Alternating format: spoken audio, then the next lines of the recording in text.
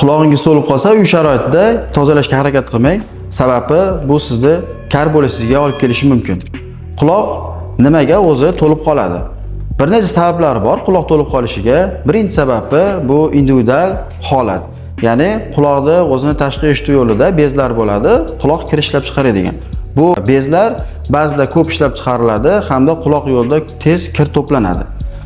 Ikkinchi sababi chang sharoitda ishlaydigan insonlarda bo'lishi mumkin. Bu ham quloq ichida kir yig'ilishini tezlatadi hamda ko'p kir yig'ilishiga olib keladi.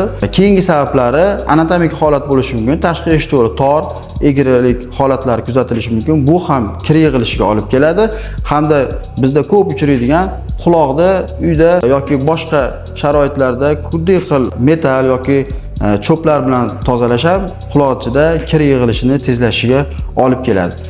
Shu sabablarda kirlar to'planganda quloqda uy sharoitida aslo tozalab bo'lmaydi.